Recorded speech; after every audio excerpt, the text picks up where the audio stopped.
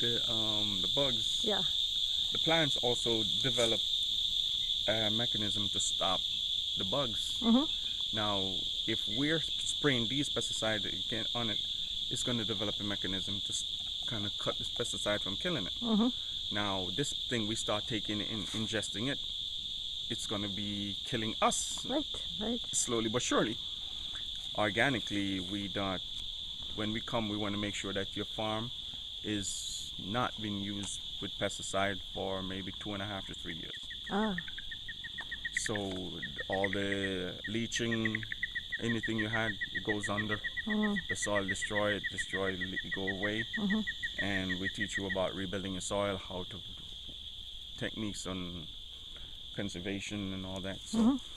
depends on, like I say, when you come on your farm, what do we look for? What do you look for? What is it going on your farm? We deal with you there. Mm-hmm. But they haven't completely told us yet what are totally the expectations for total certification yet. They're supposed to give us this, I see. and as the The training checklist. yeah, as the training persists, they tell us all this. Uh-huh. But it's very exciting, and I believe selling cocoa from an organic aspect is going to be very much more exciting because of the fact that it's natural. Mm-hmm. And I think I can possibly get a better price for it in selling it that way too.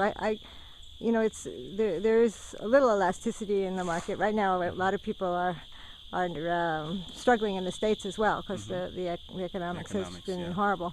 But people are still buying chocolate. It's interesting, I guess it's because it's a small purchase that still makes them happy. But I don't know if there's still a lot of more they'll pay for organic. I have I have to check on that and see. I think it'll probably be more that there will be some customers who will only want organic and some who are not as picky. But it would be great if we could just do organic, and then I can have my kitchen certified as organic as well. Right. It's interesting. I have to pay extra for my permit as a chocolate maker to say that it's organic. Right. So all along the way, there's lots of additional charges, even though it's in the long run it's benefiting the environment. Right. But that disturbs me sometimes. If that becomes an obstacle to people being able to farm organically, then we need to rethink it. The cost of certification shouldn't prevent people from farming in a healthy way. Right. That's true. That is true. Yeah. So we'll have to figure out how to do that. But then you see, that's where we come in. Like I said, with the farming. Excuse me. The pest control is one of the big things.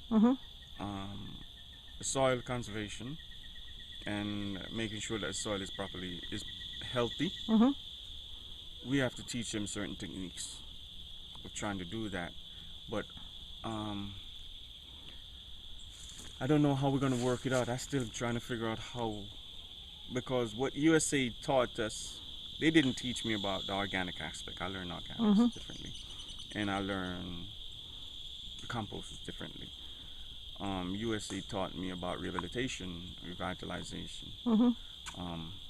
I'm putting both of them together because that's what I have to do. Right. So I'm not going to go on the farm and say, this need this. You're going to have to go out and buy this kind of pesticide. I'm not interested in those things because those things I'm not using on my farm. So what am I going to tell another farmer to go out and spend $3,000-$4,000 on one bag of fertilizer when he can use the stuff on his farm to make something and use, which will last longer in the soil.